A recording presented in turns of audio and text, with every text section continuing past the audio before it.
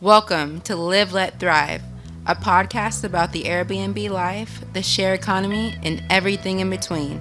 Here are your hosts, Myka and Steve. Hello, hello, hello. And welcome back to another exciting episode Of Live.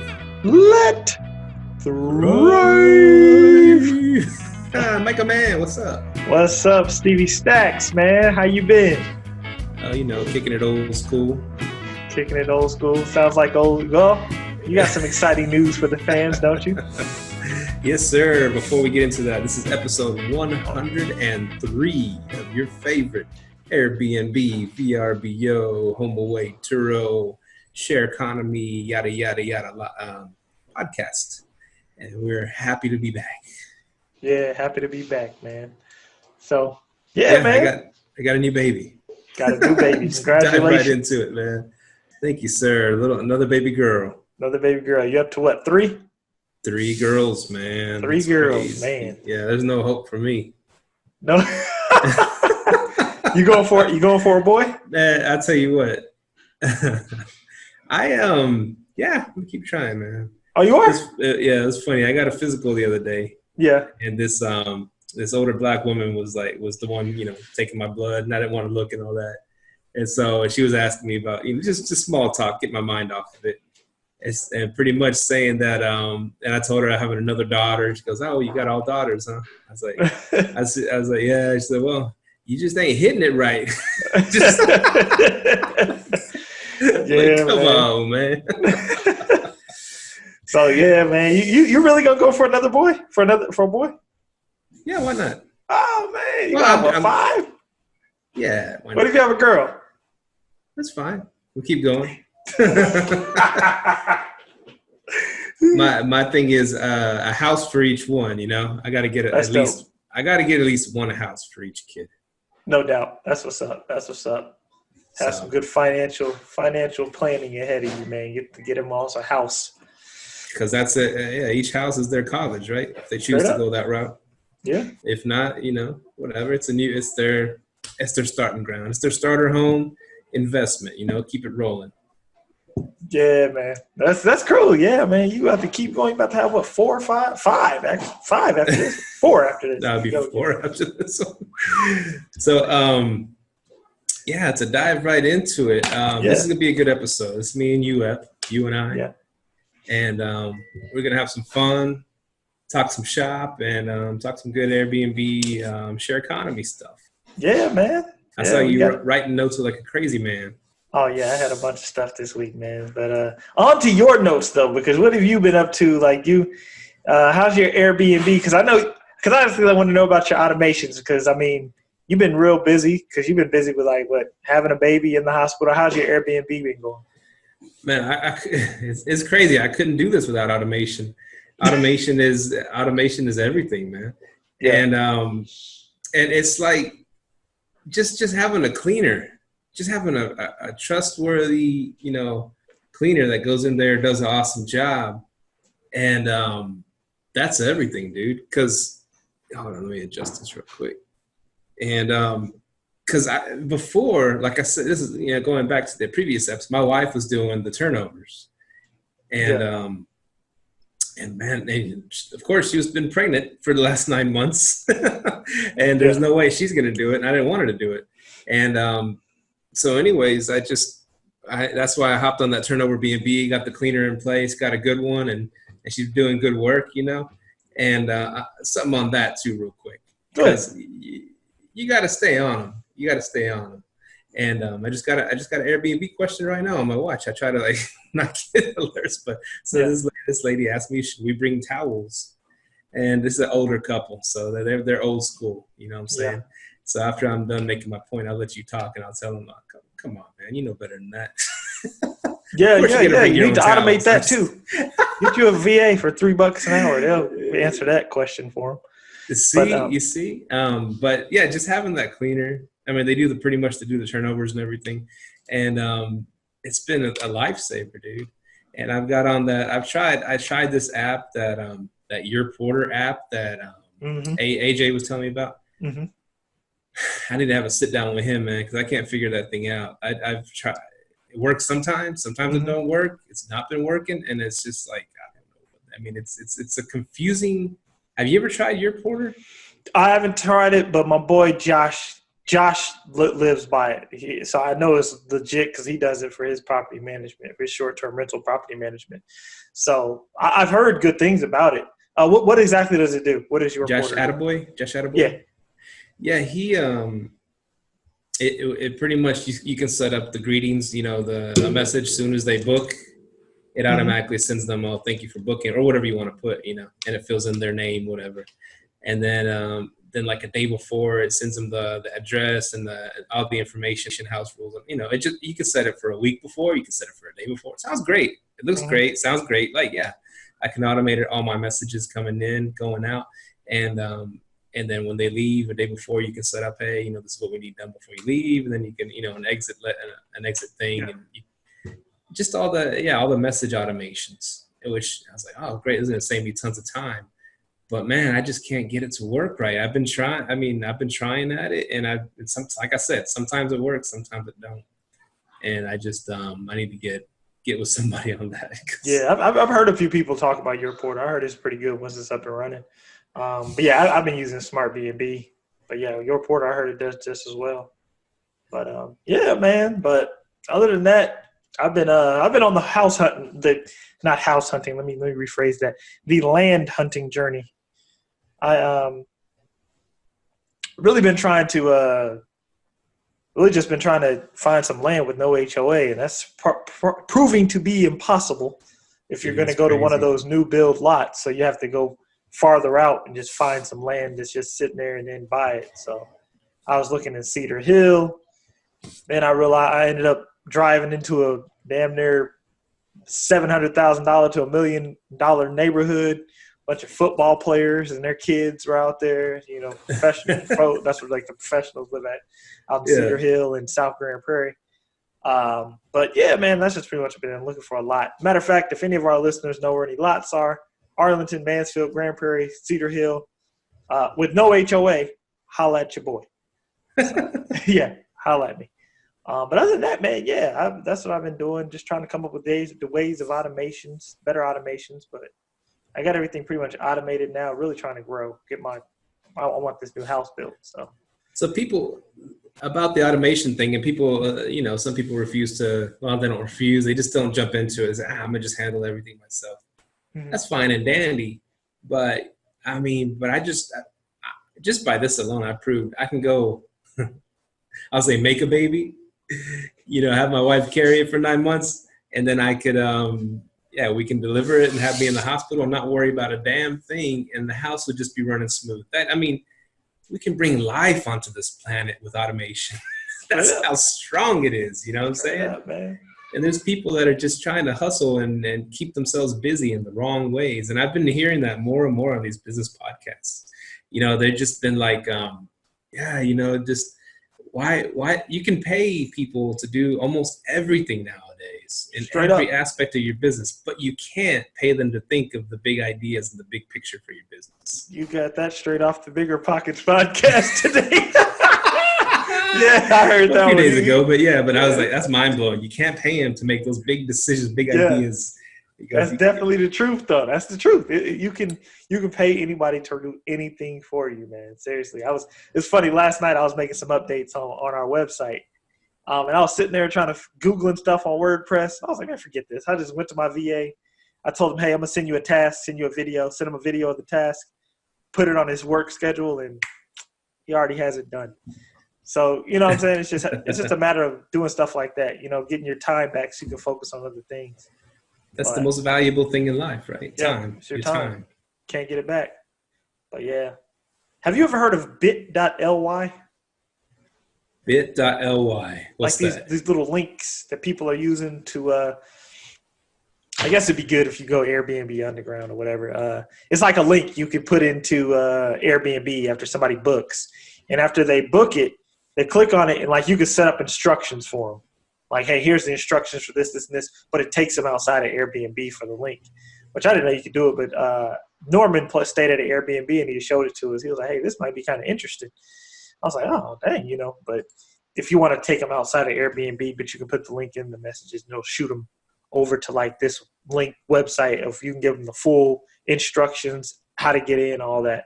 I mean, I do it to the messenger, but it's just another little cool trick he showed us. Oh, nice. That would help some people out. .ly, huh? Yeah. And I noticed you just responded to your guests. How fast do you communicate with your guests? As fast as I see the message. Fast as you see the message? That's good. Because Norman, he was down in, where did he go? He went to Atlanta, and he had a issue with the Airbnb host. He asked him a question, like, I think a day or so before he was set to arrive, like a day or so he was set to arrive. They didn't answer him for like 8 hours, man. I was like, damn. But it's a trip how people are like that with their business. But he after he went there, he was like, I think it's an Airbnb underground. They don't want nobody to know that they're doing it, but they really weren't doing a good job of it. So it's kind of crazy. And I noticed that too. Like when I stay at Airbnbs, I stayed at one in Portland. It wasn't automated. Like I had to knock on their door to find out how to get in because they didn't have an automated messaging system set up. So automations are great for the guests too. Yeah. And most of us, well, I'm a little bit in the older generation, a little bit in the millennial, whatever they call it, generation. But most of us, we don't want to deal with if we don't have to deal face-to-face with people, let's just say it. It's just something we don't really look forward to all the time. Not most of us. Maybe some of us are people persons like to do all that. I just want to get to my freaking place, check in myself, and then I'm good. I don't want to, hey, this is my house, this is my wife, here's our doggy, here's some good places. I don't want all that. I just tell me the damn door code and where stuff's at, what I need to know, and I can figure this out. I don't know if it's just huh? I can Google that shit. Now just give me the code to the door. Oh man, it's just like I don't know, man. It's just like it's cool. It's bringing older generations and younger generations together. Because like I said before we did this podcast, I of course I didn't have an Airbnb, but I stayed at plenty of Airbnbs. Yeah. And the older generation, they do it different. And we stayed at an older couple's house, and they were all up in our Kool-Aid the whole time, and it was weird, man. We just rented a room for their house, and you did a private room. The one, remember I told you? Oh, I remember that story. I brought it up, and she asked Callie. Oh, those French fries look good. We're eating some Whataburger in the living room, and she said, "You want some?" Oh, sure, I have a few. And started eating off my French fries, man. That was in San Antonio. That was San Antonio. Damn, that was just a little bit too close to comfort. You know what I'm saying? But I ain't never hit the private room, man. I rented them, but I ain't never stayed in one, dude. Like, I'm not. Well, see, like y'all, you rented private rooms, but you didn't get into the people's space if they didn't want you there. Right? I didn't even want them in mine if I could avoid it. For real, but no. Most of when I was doing private rooms, like straight up. When I was doing private rooms, like people barely ever, like I gave them a whole living room upstairs and they never used it. Like big 65-inch TV up there and everything, they just never used it. So I was like, brought the 65-inch down here and put a 55 up there. Still didn't use it. I was like, cool. Common area, huh? Yeah, but this shows you when people do rent private rooms, the people who rent, they kind of just want their privacy. Right. Yeah, they kind of want their privacy. So I always loved it that way. But yeah, I've never stayed in one. I've always stayed in entire places. Yeah, I always look for those first. But back in the day, when stuff was like certain time of year, stuff was crazy expensive, and I've done a few private rooms, and they weren't, it wasn't too bad. Too bad. They give you your space, and a lot of people rent out private rooms, and they're hardly there when you're there. That's cool too. I rented out a space in Galveston. We didn't even see the people because I think they were there one night in there, but they went straight to their room and they didn't come out. And it's kind of like having the whole house to ourselves. Really? But we were just renting a private room, yeah. So yeah. I've went on vacation and left people in and out. Then I can lock the door from my phone and everything else. So. Ain't that a trip, dude? You know, it's so funny. It's like people trip out, and I see guys at work that are all about these. They got the Ring on their homes or whatever cameras. Mm-hmm. You know what I'm saying? And you see them, they're looking at it every 5 seconds, like, cat walked past it and triggered the Ring, or the mailman. Oh, what's he? I'm like, they're that tied to their home. They're over there checking it every 5 seconds and they're paranoid and shit. And we're over here renting it out to freaking strangers from all over the world. You left the whole whatever country, and you're like, just, people come in and come and go as they please. It's just like, yeah, it's a new time we're living in. It's a new time, and people need to say get over that. But it's like, a house is a freaking object, dude. Why are you gonna you're not a slave to your house. Your house is something that you use, and we use it to make money. That is where you hit it on the head. A house is something you use. Not all people have that mentality. I've come to realize that not all people connect themselves to a house. Like most people, some people don't even look at a house as an investment. They literally look at it as, I just want a place to call home and live, which is cool, but it's just an object, man. It's an object. It's a man-made built object, dude. It ain't. It's 100 houses out there, dog. A million houses. Houses out there. It ain't. You know what I mean? And that's why, like, people's like, oh man, you want to build a house? Why do you want to do that? So I can live for free. So I can use it to live for free. You know what I'm saying? Like, I'm not building a house. So, oh yeah, this is my house and all that, getting attached to it. Nah, man. So. Man, yeah, it's just like, I hear people saying that, oh, my wife, we went house shopping and we saw this, but they didn't have the countertops that she wanted. They didn't have the island was a different one when we got. I mean, just like, and then if they finally bought their dream house, whatever, the dream liability, here's the wife. I remember a buddy of mine say, oh, I hear my wife say, oh, I just love my house. Yeah, that shit wears off quick. Yeah, people talking about, oh, this is going to be our forever home. Everything's going to be perfect, this and that. Yeah. And then, like, yeah, that shit wears off quick. You have your open house, or if I don't even believe in those myself. You have an open house. Everybody come over. Hey, come look at my badass house. Whatever. Bring me some stuff. Bring me some gifts. And then people, I heard it put this way. Open house is just for strangers to come eat and shit at your house and then never come back again. Oh, you mean a home-warming party? Home-warming. House-warming, yeah. House-warming? Oh, yeah, I always do those. Yeah, well. I have huge house-warming parties. So you make a party out of it. It's not just to show off your home. It's just like, hey, Oh, yeah. Black community, we do that shit to get free shit and kick it. Fill the liquor cabinet party. Straight up, man. That's exactly what that is. But yeah, man. I do the housewarming parties whenever I move into something anyway. So. Oh, that's cool. That's cool. But you made me think of a good idea. What's that? Every time I buy a house, I should have a housewarming party in it just to get free stuff for the Airbnb, set it up, and roll back to my old crib. Hey, I'm just saying. I just thought about that, yeah, because I don't know about the Black community. We bring a bunch of stuff. They bring pots, pans, all types of new stuff. So, your friends will be like, "Damn, fool, quit buying new houses. It's costing me money." For real, man. I was thinking about that's a smart idea, actually. But yeah, man. But anyways, I guess the whole point of it was like people are attached to these, your forever home, your dream home, this and that. It's just stuff that's been beaten to our brain from advertisers for years, But that's the crazy thing. We've figured out a way to turn these things, the biggest liability in our lives, into the biggest asset in our lives because it's making us money. Yeah, because a mortgage. I tell people that if you live in a house and and you're paying a mortgage every month, that house is a liability. There ain't no asset to that. That's what I'm trying to hurry up and get out of this one.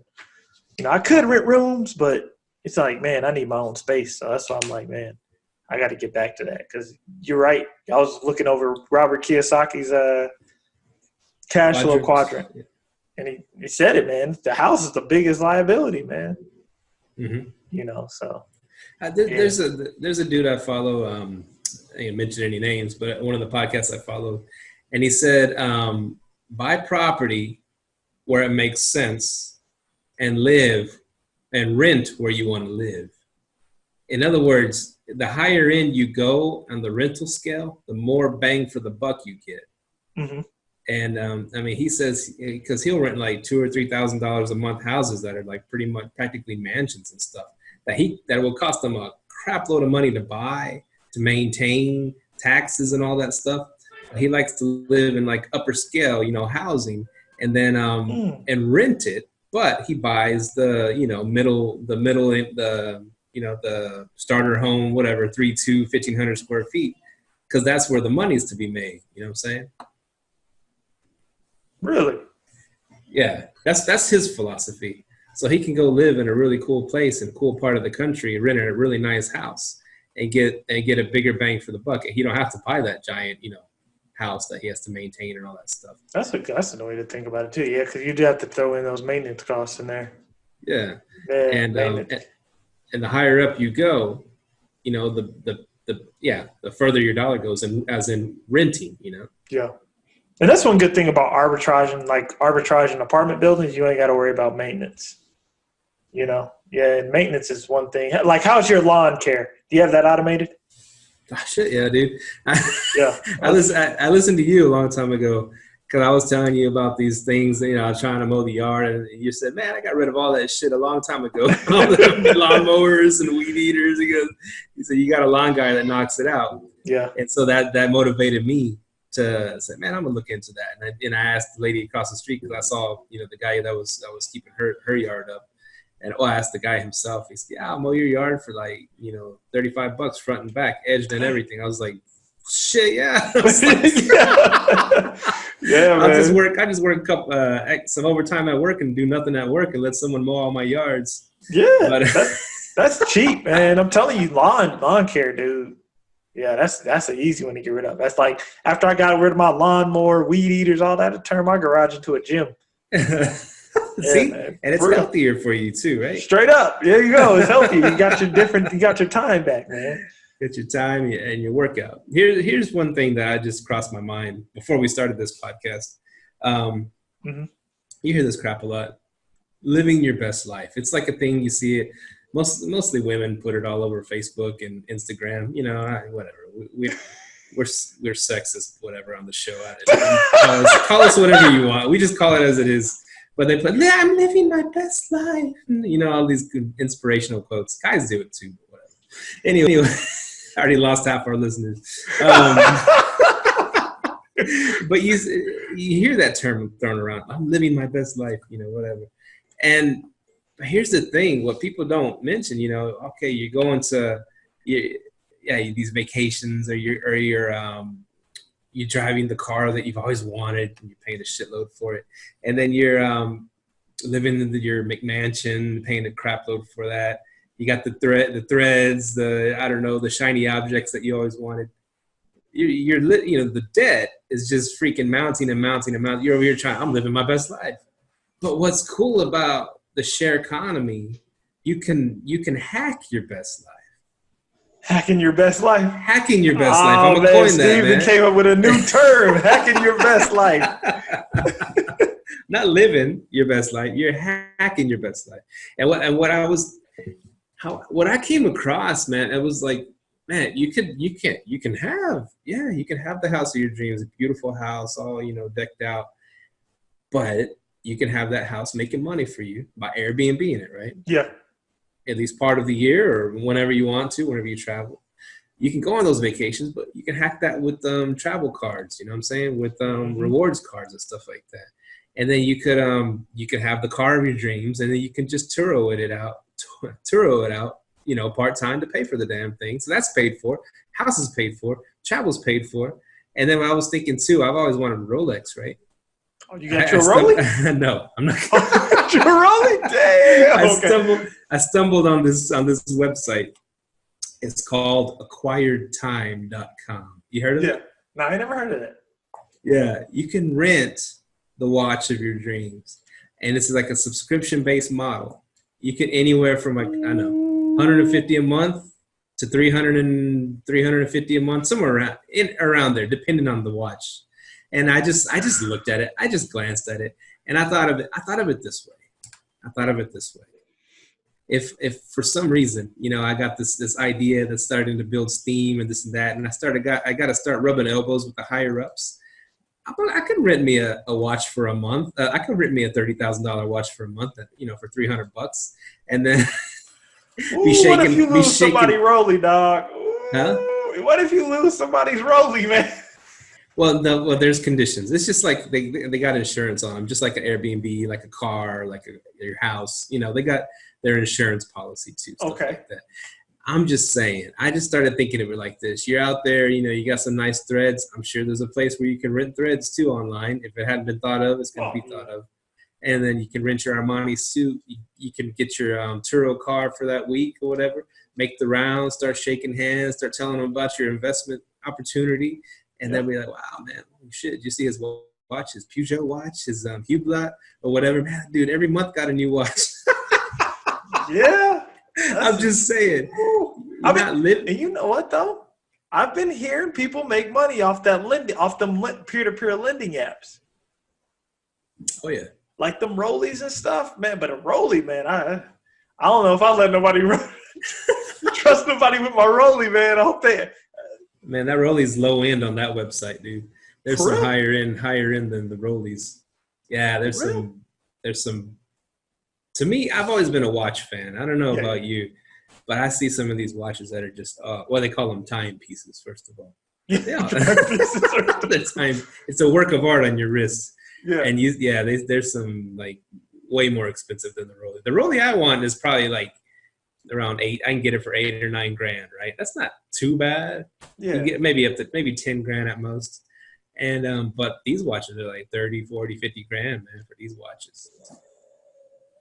Now Odell Beckham Jr. wears like a $250,000 watch when he's out there on the football field, apparently, right? Oh yeah, ODB don't play, man. That was crazy. He did that, man. I was like, dang, ODB. How much was it? $250? Like $250,000. He claims. Now people are saying, that was a fake. He just had a fake on. It was just a replica. It wasn't him who said it. It was the media that said it, right? Yeah, someone in the media is trying to out him, saying it was a replica. He wasn't really wearing his $250,000 watch on the field. I bet you it was, because I bet you the people who made it probably paid him to wear it. Yeah. Yeah, that's the thing. If anything, that's the only way I think of him doing that. They probably paid him to wear it. Just like remember when Jordan shoes first came out, and they were like, "You can't wear the shoes," and Nike was like, "Hey, we'll just pay your fines, wear them anyway." They do that, man. And look how big Jordan is today.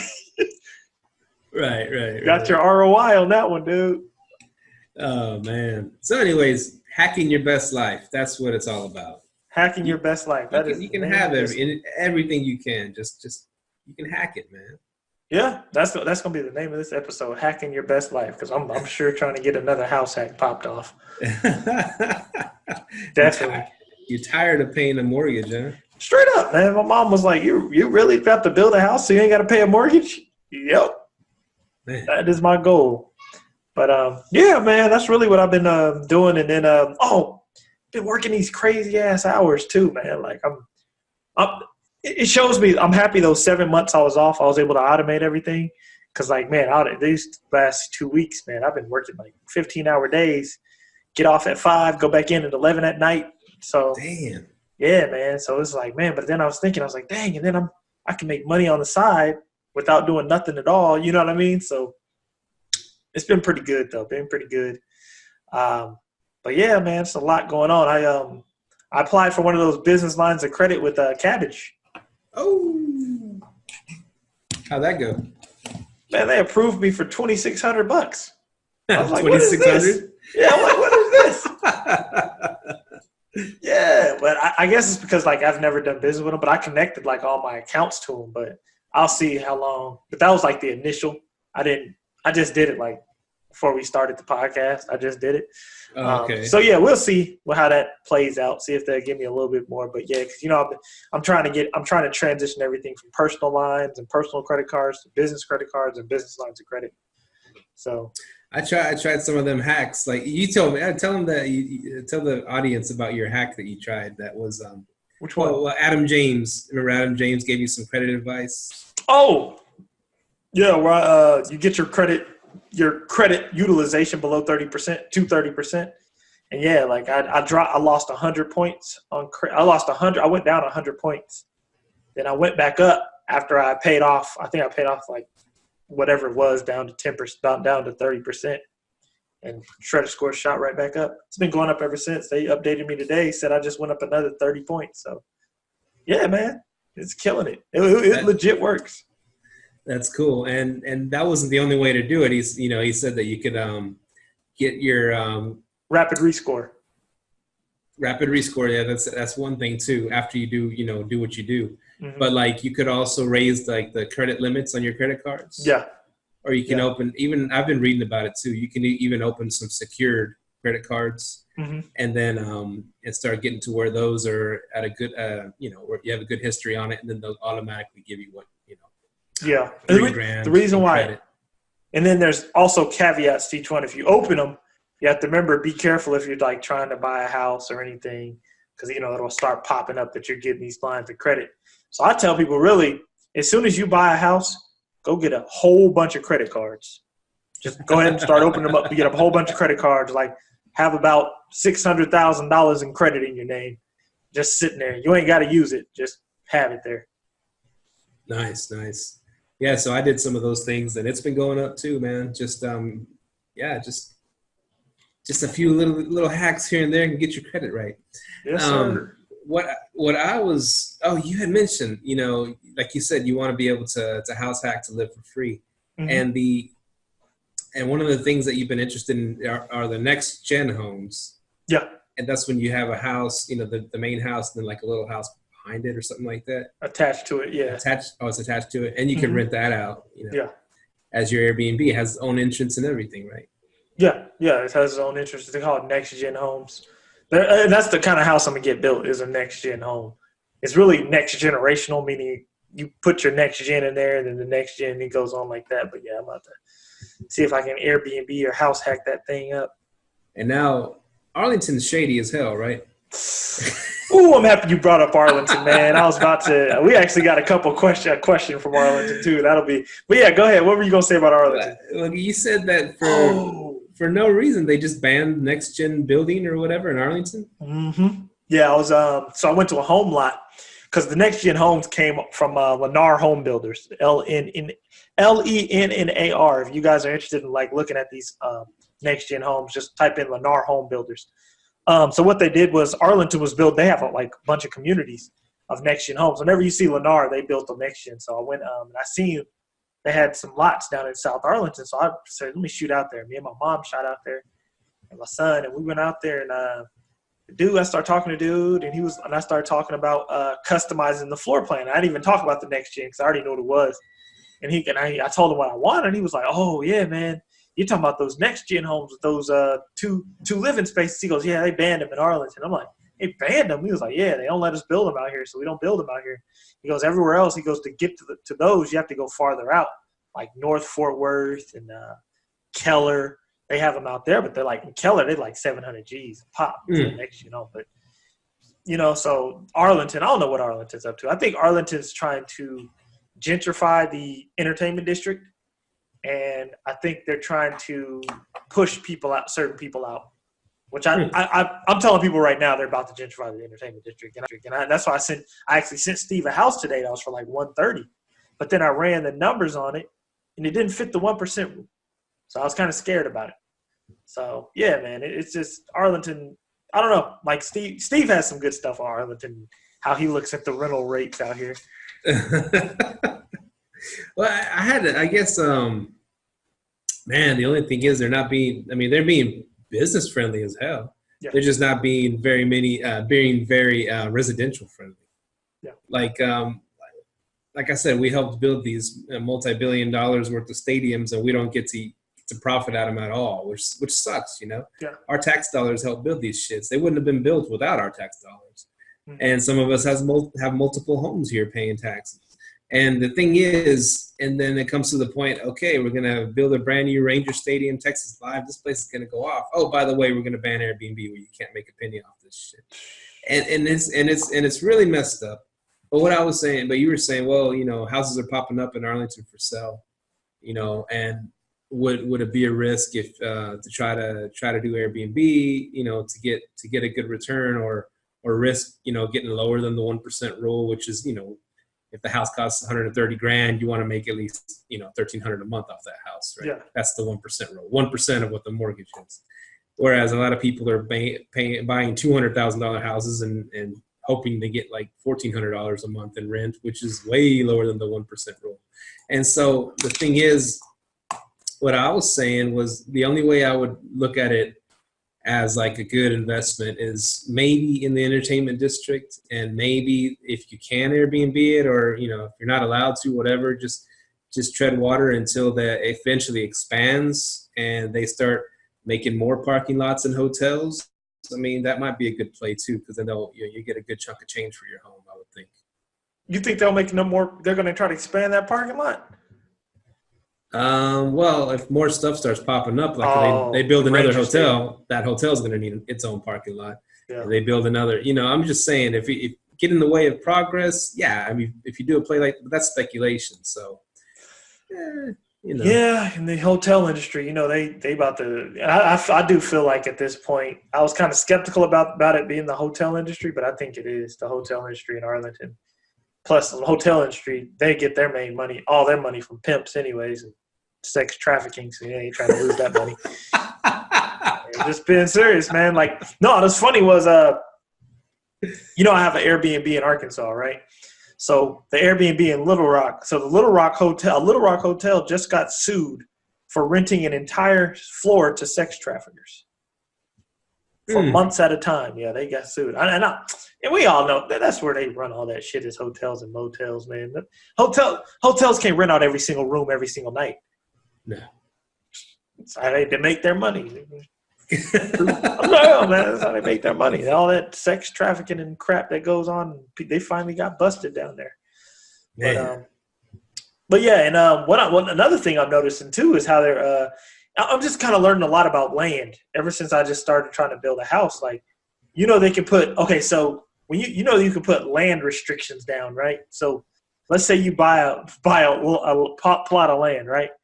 The city can come in and tell you how big your house has to be, how big it has to be, and how much it's supposed to appraise for. It's like, damn, but makes sense. But on the flip side, if you go to the hood, they don't give a damn how big the house is, because it ain't going to appreciate for whatever if you build a $300,000 house in a $200,000 neighborhood, they don't give a damn.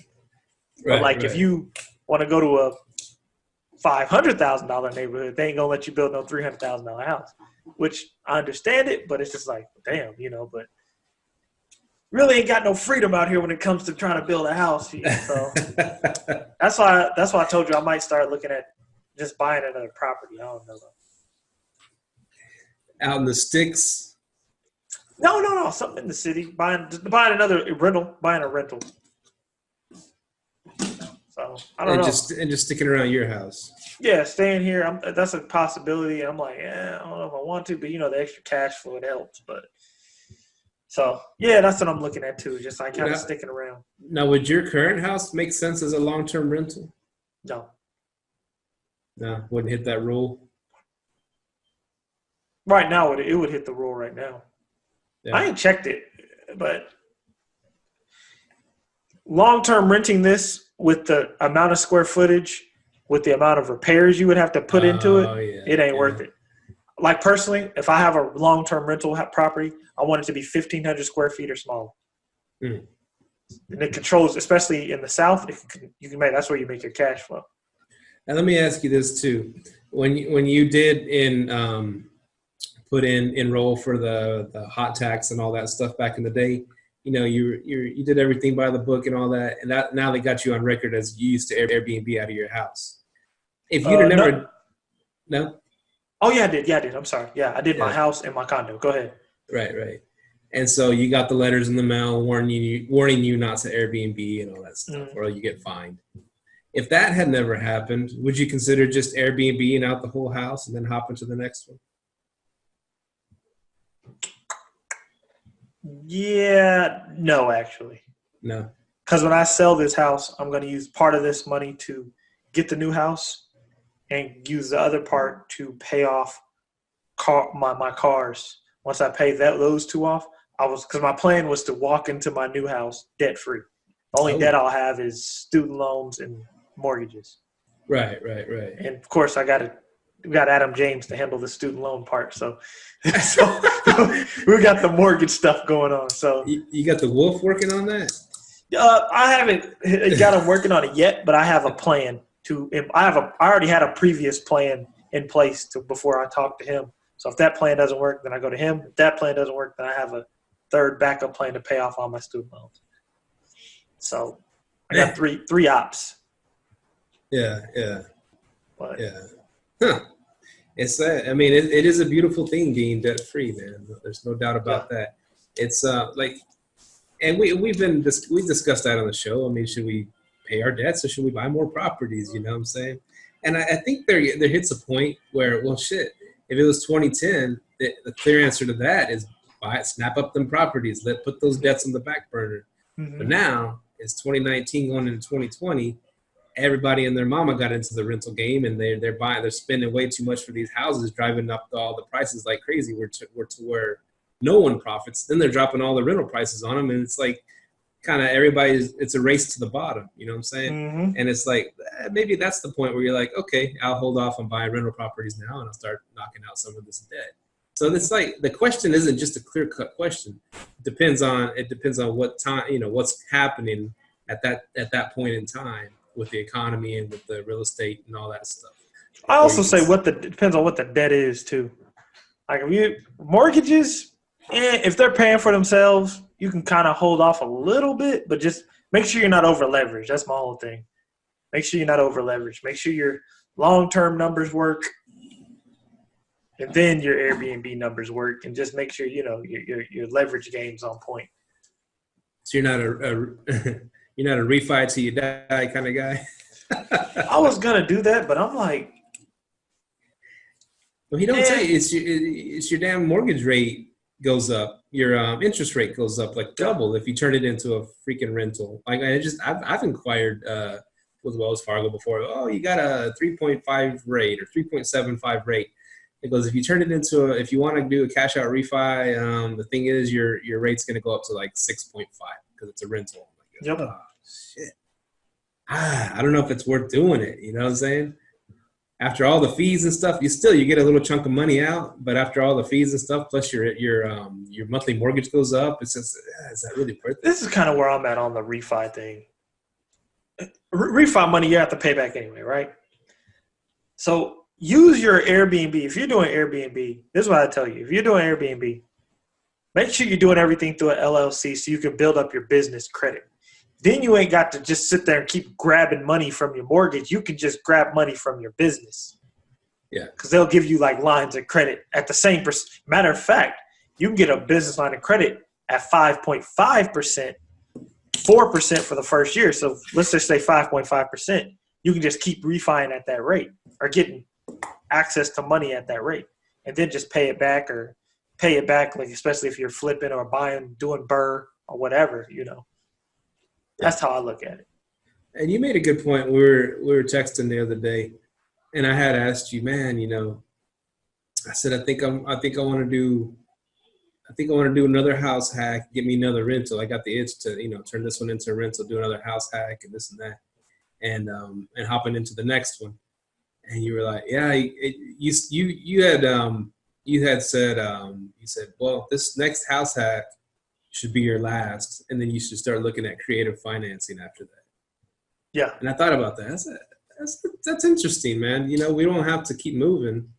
And with creative financing, just you can set any parameters you want with the owner of that house, right? I mean, like getting into like hard money loans, flipping and all, not flipping, but you can get into hard money loans, refi those. Because if you get into hard money loans, their rates are probably going to be higher than the bank anyway. And if you refi it, you're just getting a return. You know what I mean? Yeah. Look at things like that. Like that house I showed you in Arlington, I'm pretty sure that house needs work. If I was going to take that to a hard money lender, get it, I can use my business line of credit to fix it up, refi that, get my money back, then go to the next one, Yeah, like the BRRRR. Yeah, this is the BRRRR strategy. So, I mean, it's just depends on how you do it, Depends on how you do it. It's just hard with how you're doing it when you're going into a house and then you look to refi it. You're going from a 3 to a 6. You're like, oh, shit, I ain't about to do that. But if you're going to from an 8 to a 6, you're like, okay, I'm getting a deal. You know what I mean? That's what I was looking at. You may want to look at creative financing. it's all how you view it. Yeah. But I've just been spoiled by the house hacking, man. I think everybody should do it because I mean, how do you jump from one house that you've locked in for 30 freaking years at 3.5% interest rate, you know? Who knows, maybe in freaking 10, 15 years, mortgage interest rates will be like 15, 20% again, you know, like the old days. I don't see it happening, but it could happen. Yeah. Depends on who's in power at the time and says, oh, you know what? We can get a lot of money from these homeowners. Let's just jack up their interest rates. But I'm just saying, but we're good because we're locked in for 30 years on these notes. You know what I'm saying? It's and then when you house hack, you jump into the next house as your next primary. It locks that one in at the low interest rate again. Whereas I have a question for that. With the jumping to the next house, if a recession hit, would it work? Would your numbers work? As far as even right now, would you say you're over leveraged if you're just putting down 3% every time?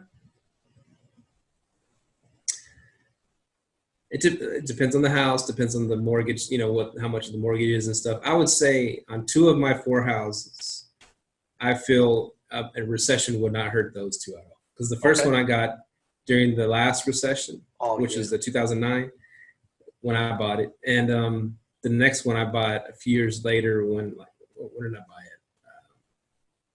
I don't know, about 4 or 5 years ago. Anyways, I bought it when the price started going up, but not crazy. So I got it for like $135K, which is for a nice house in Hearst. That's a good deal.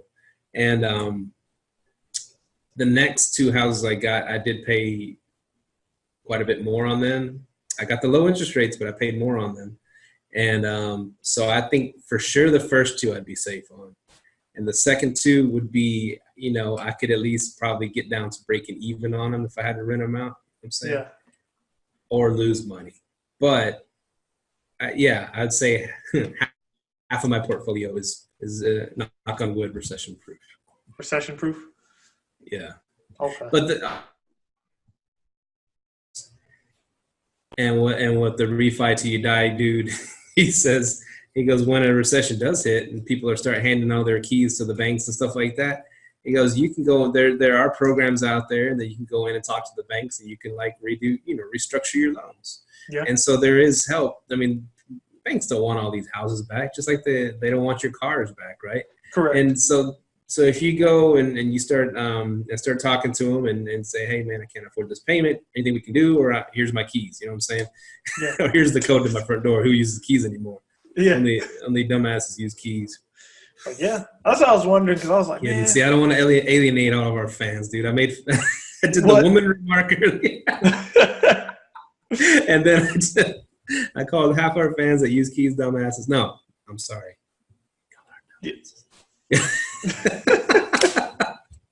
Anyways. So that's what I'm saying.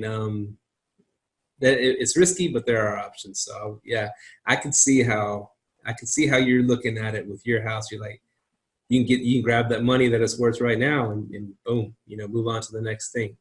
And that's how I play poker, man. And so these holding on to these houses, that's not how it goes against how I'm a poker player or how I usually do things in life. You know what I'm saying? I see a good play. I made some money off this thing. Boom, I'm gonna sell it and take the money. I'm gonna pull my chips off the table.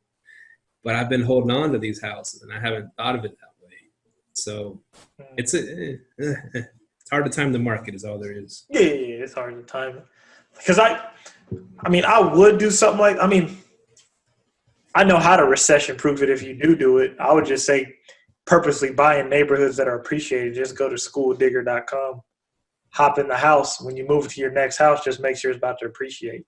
Like I only put down 5% for this house, but I've already appreciated all the equity out of it. All the PMI off of it. You know what I mean?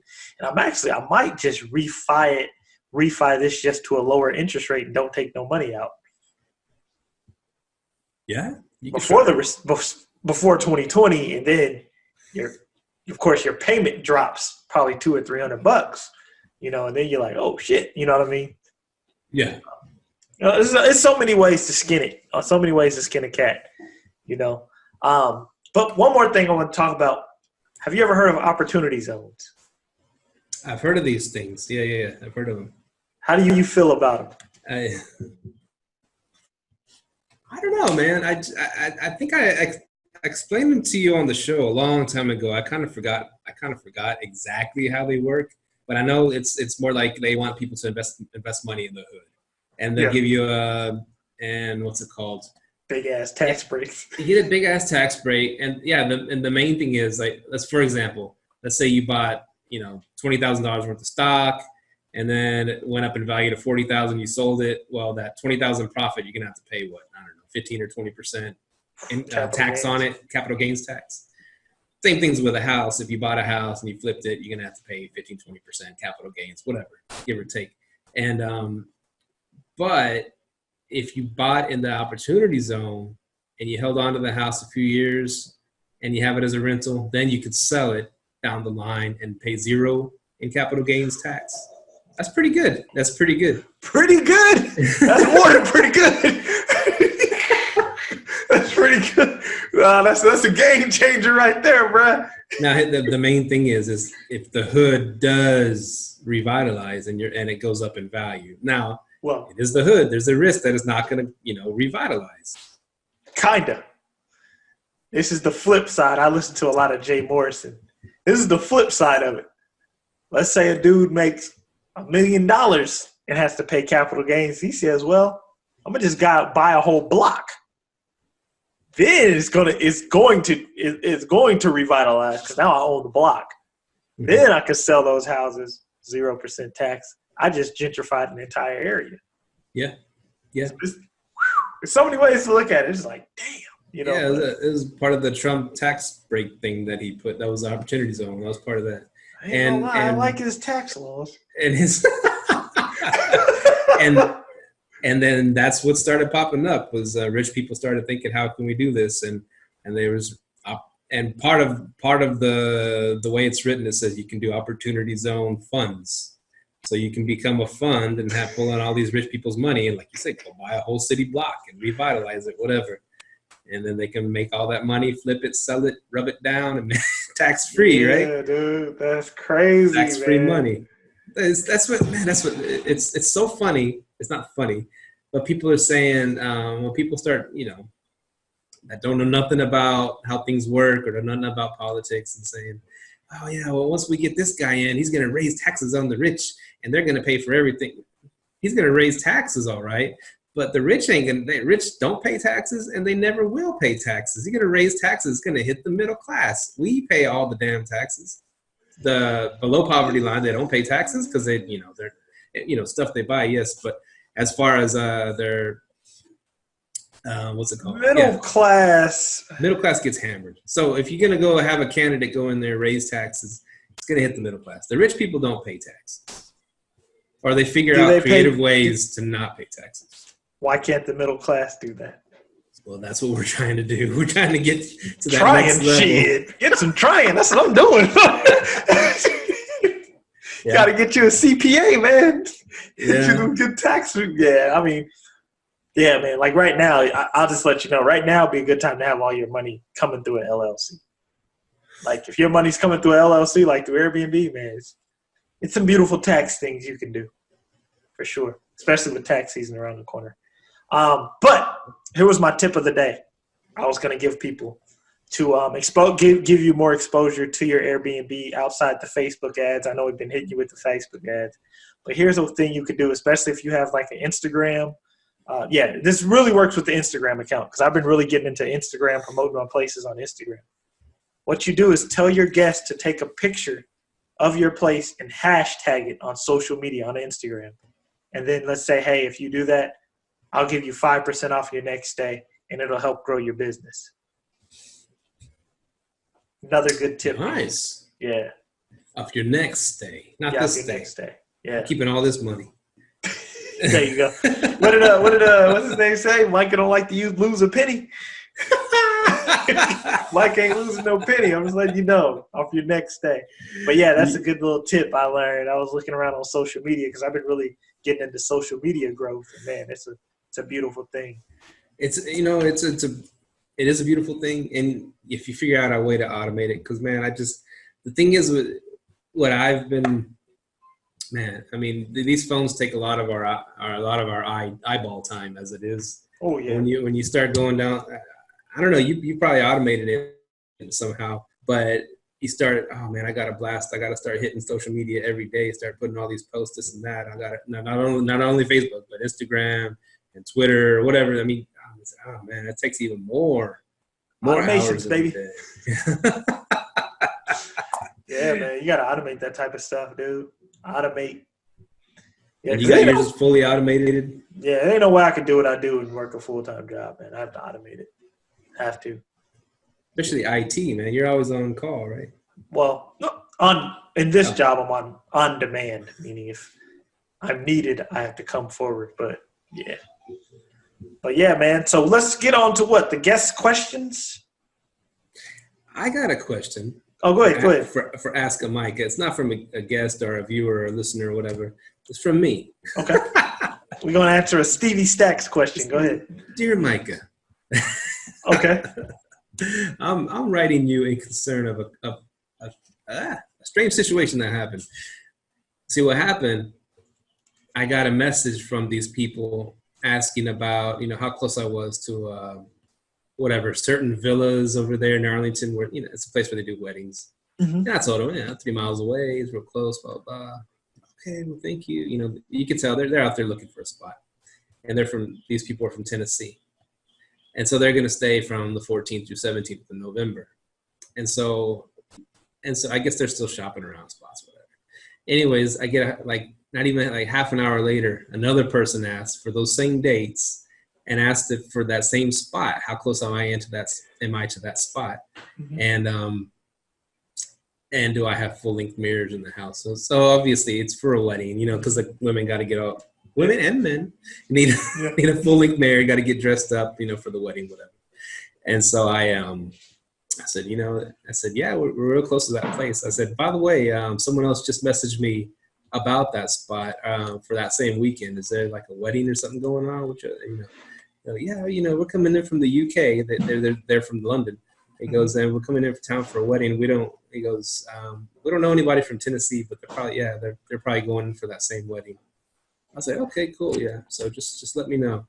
My question to you, what would Myka do? Is this present like a unique situation where I could start tapping the rates a little, raise them up to get you would start doing that?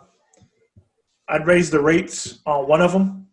I'd pre-approve both of them, but I'd raise the rates on one of them. If you pre-approve them, how do you raise your rates, then pre-approve them? Oh, I see. So then they're locked at a certain rate. Leave your rates the same like they are now. If you're comfortable with it, pre-approve it. Then go back, raise your rates again, and then pre-approve them and lock them in at 2 different rates. That's a good freaking idea. So take that one step further. The more desirable guest, where I say they have more ratings and 5 stars and all that stuff, you'd kind of leave them at a lower rate, and the ones that's more of a risk, you'd raise them to a higher rate. That's a good idea. I would do that. Okay. Yeah, I'll pre-approve them at 2 different prices. Because I know you're Myka, the mad scientist, the pricing guru. Because I remember back in the day when we first started, you saying, "Oh man," he goes, "Someone would message me asking about my spot. I'd raise while we're in conversation. I'd raise the rates to that." Yeah, man, I'd pre-approve them at 2 different rates. Now, how many times has that actually worked for you? That goes into my automation tip. On Smart B&B, I have an automated, when I send a pre-approval, Smart B&B sends them a message about the pre-approval. If they don't accept it in 24 hours, Smart B&B then automatically pre-approves them again and sends them another message saying, "Hey, we see you didn't accept your pre-approval and we see you still don't have a place to stay." And it keeps on following up with them like that. Whoa, Smart B&B does that? Yeah, that's what I use. Damn. And how much is the cost to start using Smart B&B a month? It's like $10 for your first, $20 probably for your first listing, and after you get to like 5, it goes down from there. $20 a month? Yeah, for one listing. For one listing. But then like once you start getting like more, it just goes down in price. Whoever created the pricing system for Smart B&B, that dude's a genius. Pierre, I think his name is. He's a genius. That was smart. I need to hop on that one because you can set up your automatic, all your automated messaging from Smart B&B, right? Yep. All that's all set up. And all the pre-approvals, when you pre-approve somebody, it's like, gets boom, you get the message to keep sending them messages. So that's why I like it.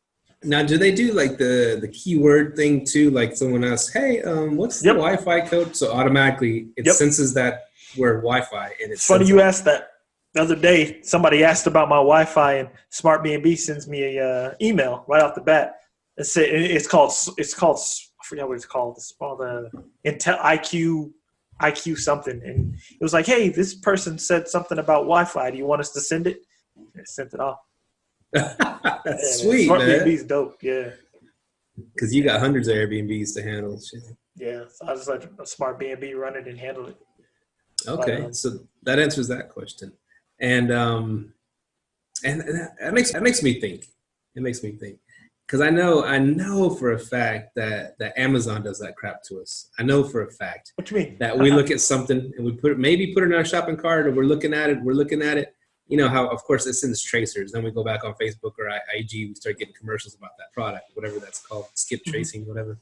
And but if I notice, if you throw it in your shopping cart and you leave it there, you kind of never buy it or nothing.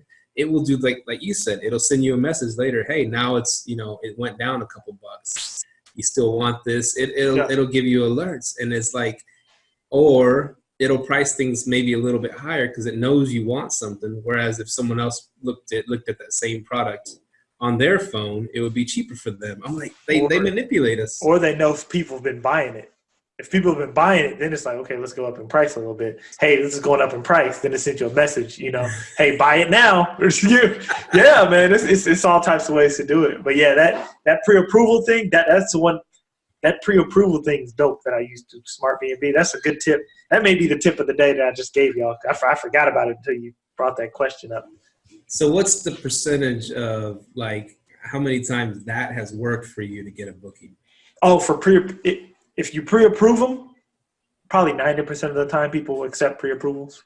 Because and also my pre-approval sends a message with the pre-approval to them. So they feel inclined to book and they feel welcome to book. And how does that message go? Let me actually look at one of my pre-approval messages. I haven't done a pre-approval in a while because I've been getting too many instant books. Oh, okay. A Smart B&B come up, I actually might do a screen share. I'll let y'all see possibly. Oh, screen share. Our fans love the screen share. But the only way to see the screen share is to see us on the YouTube or on Facebook Live. Ah, man, come on now. What's going on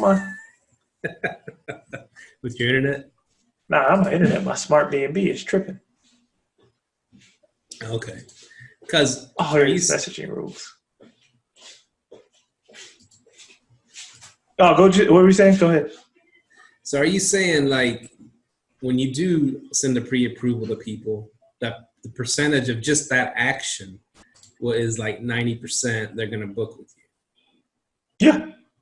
So my pre-approval message says, hello, guest name. I want to confirm that you have been pre-approved to book the listing. According to Airbnb, you will have 24 hours to book, after which the pre-approval will expire. The pre-approval will concern a reservation from this date to this date with this many guests. If you need any additional information, please do not hesitate to ask. It will be my pleasure to answer you. Best regards, Airbnb. So that's strong because you're using the pressure of the time restraint. There you go. That's sales 101 right there. There you go, man. And then at an expired pre-approval, it says, hi again, guest name. I hope this message finds you well. I see my earlier pre-approval has expired. If you are still interested in renting out our listing, I have extended your pre-approval for another 24 hours. Let me know if you have any questions. And then, boom, it pre-approves them again. See, that's the point where I want to see the percentage success rate. So if it's, let's say, if everybody that sends a pre-approval gets someone to book at a 90% rate, which is great. Yeah. I haven't really experienced that. I would say 50% for me. Yeah. For pre-approval rate. But well, this is my question. Are you getting a 50% rate and somebody's booking the dates? thing, if the whatever the percentage rate is, let's say 50% or 90%, you know, on your end, as far as the first pre-approval being sent, because I've never sent the second one. Now, okay, let's say they didn't. So you're asking on the second pre-approval. I'm talking like what you set it up to do, to hit them like again and again and again. Mm-hmm. How often does the second or and beyond? Okay. That I don't know. I don't think I've ever gotten a 3 though. So either after the second, either somebody else has booked the dates or they've booked them. That's a good one. That's a good measuring tool. I don't know. That's a good measuring tool. But I've noticed most of the time when I send a pre-approval, most of the people accept just because of the message I send with it. That's automatically sent with it. That's a great message. That's a strong message. If you could forward me that message, I would be very helpful for me, please. But I am going to start a smart B&B because, I can't figure out this damn year porter. Just send it to you on Facebook. Awesome. But yeah, that's like a message I use to, hey, this is going to expire. You've been pre-approved. Because remember, when you send them a message with the pre-approval, you're telling them, hey, I'm opening my house to you. You know what I mean? Yeah. It's a nice welcome thing, and plus you kind of hurry your ass up. You got 24 hours before. Rooms are going fast. But you don't. But you never save the date, though, right? No, never block the dates. You never block them. Yeah, I don't block them. Now, what if it's like they sound very interested. It's like a whole week they're going to book. In a certain week, it's going to be a shitload of money for you. Would you consider blocking it for that 24 hours so someone can't come in and snipe it and just get one day right in the middle and fuck up that whole week? Yeah, that's a good question. I don't know if I would. That's a good question, though. I told you what happened when I restarted doing Airbnb, and doing my Arlington house from being away from the weekends. Well, they sniped the weekends, but one person booked just that Thanksgiving day, one day, and for that Cowboys game, right? You know better than that, man. I was just setting up the damn place, and I just Pricelabs. I know. I got them. I followed all the advice afterwards. But here's the thing. That person didn't have any reviews. So they couldn't instant book. They requested to book. And I had the dilemma of like, oh, crap, do I approve them? But good thing. They had 0 reviews, 0 stars, whatever. And they sent a message, hey, we're looking forward to staying in your place. We're going to watch the Cowboys, blah, blah, blah, blah. And I was like, oh, crap. They're going to snipe. They're going to ruin my Thanksgiving. You know what I'm saying? Yeah. And so I went. Mine just got booked. And then I went, I'm sorry, the way we run our home, we don't really accept anybody with no reviews, but I'm sure there's people out there that will, and I can even send you suggestions, blah, blah. And I denied, which you don't get counted against you for denying people, right? Was it a request to book? It was a request to book with someone with 0 reviews, 0 stars. And what did you put as the reason for not accepting them on the little Airbnb thing? And I don't know what I'm about to tell you is true, but I'll tell you what I've noticed. Go ahead, though. I might have put uncomfortable or something like that. I don't remember. I don't remember. I've noticed I haven't been hit when I tell them I'm uncomfortable with the reservation and they have 0 reviews or bad reviews. Oh, okay. I haven't got hit. Okay. Nice. Yeah, that's what I would have chose too. But yeah, and that's a good thing because I'm happy you brought that when you first bring up a listing. When you first bring up a listing, if you're bringing up a new listing, close off all your dates, right? Set up Pricelabs and set up your minimum nights. Okay. This is for people bringing up new listings. Set up Pricelabs, bring up your minimum nights, like 20 days out, 4 nights, minimum stay. So then what you do is when you open up all your future dates, Pricelabs already built into the system. And then when you start opening up stuff, they can't go and snipe Christmas or something. Because I know I ain't going to lie, I used to do it. Like if I'm going to travel with Airbnb, I think, when was it? When we went to Portland, I'll snipe someone's date, but they have that new listing sticker next to them. Because I know they probably don't know, they aren't paying attention. But yeah, you can do that. Yeah. But yeah, that's because the person, they probably sniped it. They already looked and seen like, oh, well, this dude has 1 day available and we'll let us book it. Yeah. And so, what I did in that situation, I denied them, and then I set my Pricelabs up, And then I said it's I said it for that week. I said it to 4-night minimum or something like that for that week. And boom, like it wasn't even like an hour or so later, someone booked all 4 days. I was like, fuck. That's good. Yeah, you got lucky. I would have messed up my Thanksgiving, bro. Yeah. I can't have that. Yeah, man. Here's something. I know. I probably know the answer. So I'm taking all the questions from. Go ahead. We'll save some for next week. Yeah, we're just rolling. And you think is Airbnb subletting the thing? As far as like you said, you saw an opportunity.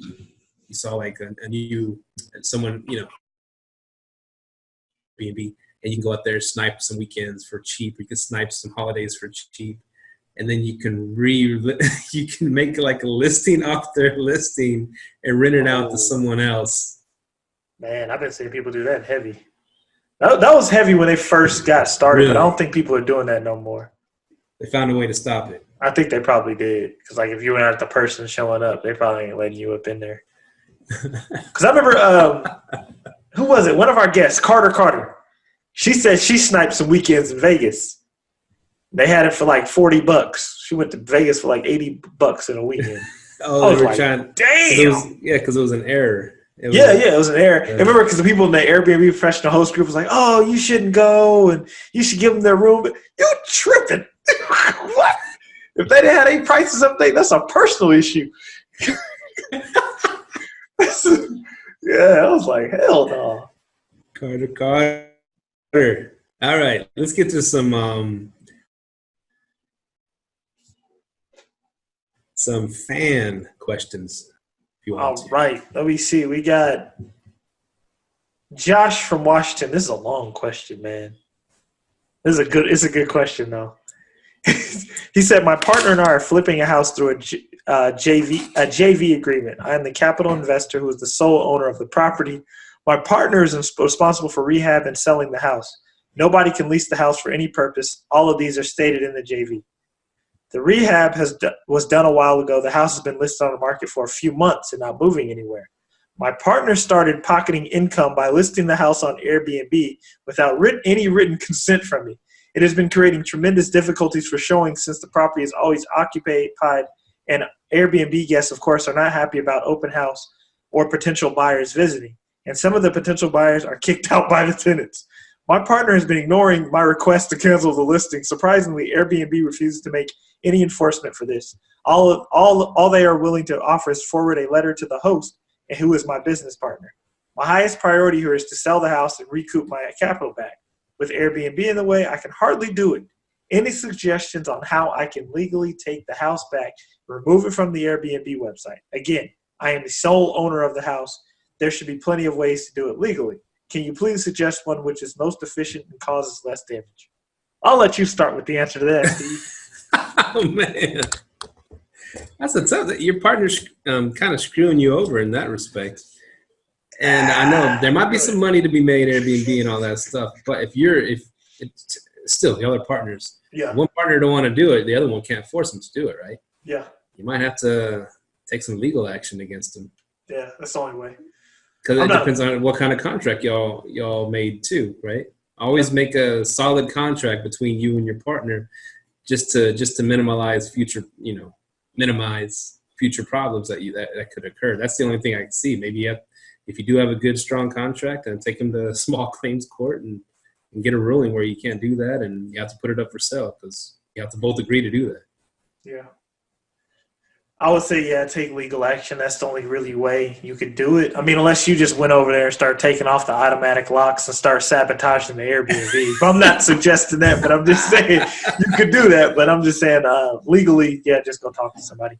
Talk to a lawyer. But if it were me, honestly, and let's say me and Steve had a joint venture and Steve starts Airbnb in the place and I'm against it, I'd be like, look, Steve, how much money are you making on Airbnb? Let's split the profits, and then we can close down the dates when we have a showing. That's how I would do it. I would look at the business side of it. If we could split the profits, therefore you're already starting to recoup your costs in your house. Because right now your house is just sitting there. It ain't making no money. It's a liability. Yeah. I'd joint venture with them like you're supposed to. First thing I would do, I would demand half the payments or whatever the joint venture. If it's a 50-50, run it like that. You know? Yeah. I think the partner's in a smarter situation. He's like, this dude just has his house sitting here fully decked out. Let me Airbnb it. I kind of see the partner's way of thinking, but then the other side, you do have to have approval. So I personally would see if I could, let's partner up on the Airbnb, close off the dates that we want to show the house, go from there. Yeah, that makes sense. But then, I don't know. There's so many things that could go wrong. Someone could freaking mess up the house. Someone could burn down the house. Someone could do a bunch of crap, you know? Yeah, that's You're true. screwed. So your buddy was Airbnb-ing it. You made a few bucks, but the house got burned to the ground or they ruined something That's really what I expensive. said, man. You got to run them numbers, man. What if dude's bringing in 5-6 G's a month and you just sitting there? Shit, that's recouping costs. For sure, man.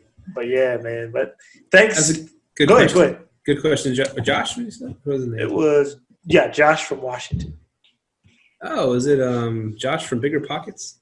I don't know if it is. It'll be nice. But yeah, man, that's a good question. That's a good question. But yeah, that was actually all of our questions for the day. Steve got all of our questions in. Steve asked some good questions and provided some good info. So every time I see you, I'm like, man, I gotta ask Myka this. I gotta ask Myka that because you see things in a different light. You see things in a different way. That's all I'm gonna say. You know, and mostly it's the money making way. That's how I see it.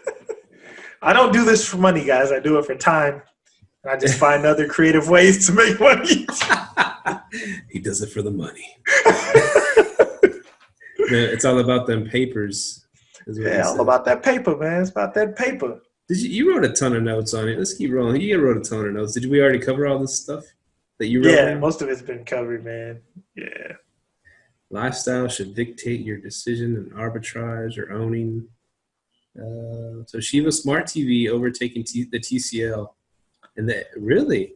Yeah, the Toshiba Fire TV. Oh, Fire TV. Yeah, it's one of those. I think it's like a Fire, the Fire Stick. Yeah. So Roku, the TCL Roku was killing it. So I guess the Toshiba TV came out with the Fire TV. And I even heard, I'm in Sean's from Airbnb Automated group. He said he switched to them as well. So I've heard a few people switch to them. They're using the Fire TVs instead. Man, I couple of my TCLs, man, they'll freeze up every now and then. I don't know what's up with that. And they're fairly new. Where at? At your Airbnbs? No, at my home. The Airbnb one never froze up, ever. Are you running them on the same Wi-Fi? That's probably why.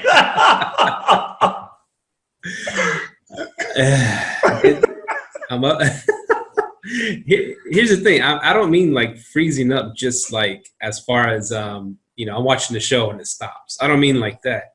I mean like I'll get to the home page and then I'll like start flipping to like go down to Sling or go down to Netflix or something, and then the whole TV would just stop. It'll just freeze. Nothing to do with the Wi-Fi. Just the actual functionality is starting to freeze up. They are cheap TVs. So. They're cheap TVs. But they get the job done. But yeah, they're cheap TVs. That's because I have about 6 of them sitting here. I'm about to start rolling them out because I'm getting another Airbnb in Jacksonville, Arkansas.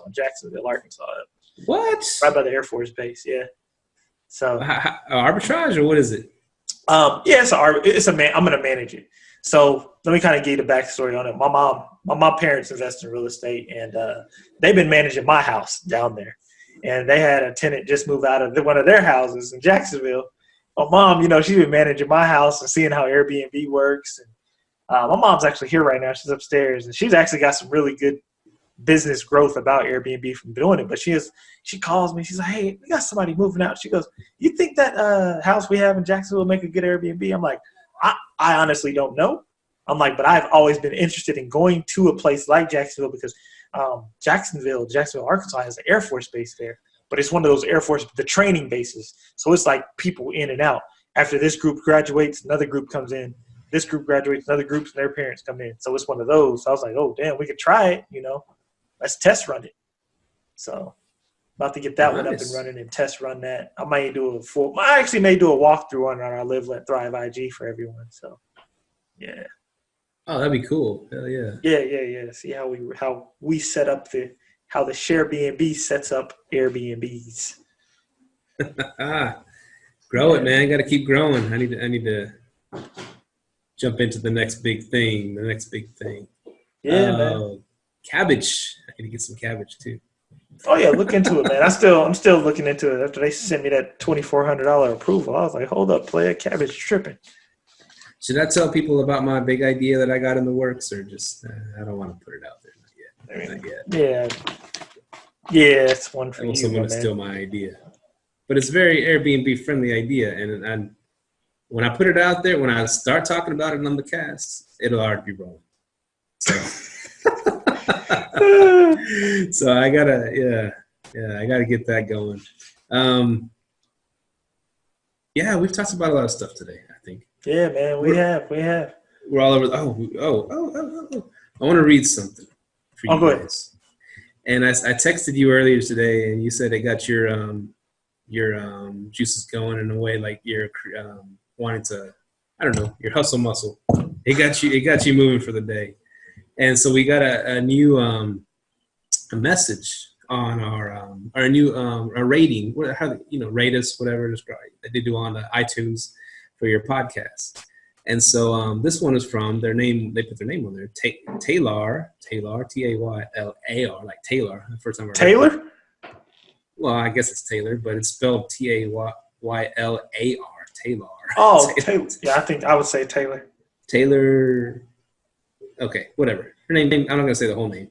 Her name's Taylor. His, her, whatever. It says, "My brain is on fire," and underneath it they put 5 stars, and it said, "Listen to the 100th episode. Literally life-changing. I've been so sick of so many joker amateur podcasts that don't get down to the nitty-gritty because the facts are they don't know the nitty-gritty. Mm-hmm. These guys are the real deal. They don't just talk about surface-level Airbnb stuff like sheets and lock systems like most other podcasts, but instead they get real deep into the finances and give you actionable steps to grow your business. Thank you, guys." Yo, that dude, if you listen to this podcast, we'll say his name, full name, Taylor what? Okay, I'll say or her name. Taylor Colangelo. You get a free LLT t-shirt like this one right here. If you send us an email. Hit us up. We'll send you a t-shirt. Thanks for that review. That's dope, man. Much love. That is why we truly keep doing this, for reviews like that. Yeah, that got us excited about it. Yeah, that's the review of the day right there. Review of the day. My little theme song. Man, I've been hard at it. Well, kind of, with the new baby. Sleeping when we can, stuff like that. Oh, yeah. And we should do a family show one day. But yeah, I was telling Myka, I was like, be prepared when your second one comes, because there's a lot of things they don't tell you in the raising children book. What is it? Well, the first few days it had a big impact on my 2-year-old.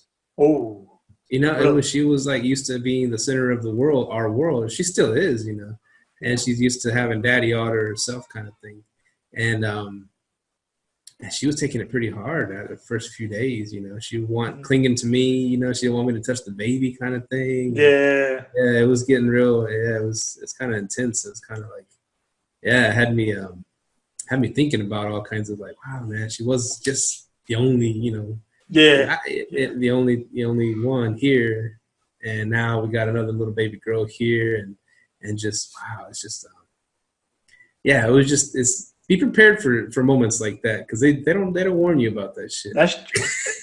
Okay, this is what I'm gonna say about that. Do, I guess. The only reason that I was warned, because this is also, I guess it'll kind of get into like our personal lives a little bit here. I'm like the youngest. I'm the youngest, right?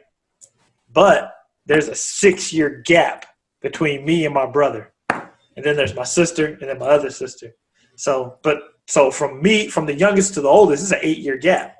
So I kind of know how they felt about me coming in, but when you're 6 years old and get a sibling, you can kind of prep them up for it because they're 6 and they kind of understand it. Yeah. When they're 2, they're kind of getting like, oh, hell no, you bring this little baby up in, you kind of, so that's why like Malachi's 4. I wish I would have had another one probably when he was 2.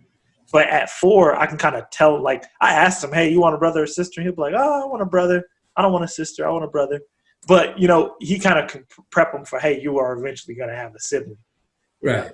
So, yeah, it's a trip. It's a trip because I figured that's what you were talking about because you were like, yeah, man, it's kind of getting kind of hard over here. I remember you telling me that. So I was like, yeah, it's that. Yeah, if you have a 2-year-old, then another one comes behind it, you're like, well, what's that, So, yeah, man, it got me all teary-eyed too. I was like, oh man, it's crazy. It's a crazy moment we had, yeah. Comforting her and stuff like that, and kind of like, in her little words telling me, and she's not saying it, but, you're my papi, you're my daddy. What you're supposed to be about me, and she was in her own little 2-year-old way of saying things. I like felt this like. Yeah, wow, you can feel it with your emotion. kids, man. And I was like, man, that's crazy. And I was like, no. And I just added all these memories when she was the baby, and I was like, man, it all hit me. It was really heavy. Mix that with all the emotions of a new baby being born, and then no sleep, and mix it all together. It's just the perfect storm. Whoa, it hits you, bro. And so, yeah, but like you said, well, same with my brother. My brother's 6 years older than me too. We have a lot of coincidences, you and I. Really? And 6 years older, almost. You're the youngest? I'm the middle child. I have okay. 6 years later, they had my sister, and so my dad's running joke was the old Magnavox TV would break down every 6 years. That's what that was the running joke. I ain't never heard that one. That's funny. Yeah. So with those big gaps like that, we didn't. I was never tight with my brother. I just say, with his friends, and I was the little tag along brother he didn't want around. And my sister, I had my thing going on, like I said. But I mean, having them closer together, I think it is pretty good to do that because then they do form that strong bonds, you could say that. So like you never went to high school with either of your siblings, huh? No. Yeah, me neither. Yeah. I was a lone wolf. I didn't go to high school with my brothers and sisters. Like they was all graduated. Well, now the good thing for me is seeing I was the youngest and oldest by 6. They were all at the house. I had the house to myself when I was in high school. So I could kind of do what I want. So that's cool. So yeah, it's a big having kids, man. That's a big deal right there. Yeah, it is, man. And that's a good episode. What do you think? Yeah, that's a good ep, man. Well, it was you got to know a little bit about me and Steve. You can always follow our IGs and learn more about us. Yeah. Hit us up on liveletthrive@gmail.com. Yeah. Hit us Facebook, up all that stuff, IG. Yeah. I guess you can add our personal pages too. I talk a lot about sports and stuff, so. And I guess my last bit of thing to add is be sure to close your doors and lock your doors and windows and cover everything, and don't answer the door for nobody, and just pray that you don't get killed. Man, for real. Some freaked up stuff going on in our neck of the woods. Yeah, man, we'll have to. That's crazy. We're not going to go there, but some stuff been weighing on us, especially over in our area of Texas. It's Dallas and Fort Worth. Heavy stuff going on. Yeah, we'll have a Patreon talking about it, giving our personal opinions. You got to pay to play. Yeah. Hit up our Patreon page, because here's another cool thing about our Patreon page. Like this episode, or every episode, is going to be after we record it, raw, live, direct, unedited. Boom, we just throw it on the page, so you get to hear all the stuff that we don't put in the shows, which is pretty neat. And you get first dibs on all of our new episodes, and exclusive content that you don't get on our regular free episodes. And it only costs $1 an ep, so it's like, that's nothing. Come on, you can't even buy a coffee for $1 anymore. And then or just $5 a month, and then you get unlimited access to all of our stuff. So this episode will be going directly on the Patreon. Yeah, man. Oh yeah, and By the way, ladies who are ready to get their health and fitness game, be sure to follow Mahogany Artis on IG. She has all your fitness and nutritional needs. Ladies and gentlemen who want to get fit. Gentlemen too, but she's got her women's specialist for the women's and the single moms, the working moms, the moms who are too busy being a wife moms, all that good stuff. So, yeah, man, hit her up. She's got her stuff. A friend of mine, she's been doing this for years now. She even Channel 8 News, I think, interviewed her one time. And she started, I think it was called Stroller Mom Fitness or something like that, like Stroller Moms or something like that. It's for women that just had the babies, or mostly, I guess, well, not all stay-at-home moms, but, different times of days. She would take these women out to go little jogs and stuff and little Pilates and little exercises out in the park and with the stroller, with their babies in the stroller. And it was like stroller rides or stroller moms or something. I'll find the name of it. But it's a good idea because a lot of women, I can't go to the gym. I got a kid. Or if the gym don't have, the time that they can take the kid, or it's crowded, or they want their kid getting sick, or whatever the reasons. But she made it like a group of moms that have little kids, and they incorporate the stroller in their workouts. This is that kind of neat idea. Wow, that's dope. That's dope. There's all kinds of ways to hit up this share economy to make some money and stuff. Got you. But Keep yeah, man, that ideas, was episode 103, and we are out. Later. Peace. Thank you for tuning in to this week's episode of Live, Let, Thrive. Be sure to tune in next week for all the latest in the world of Airbnb and all that entails. Bye-bye.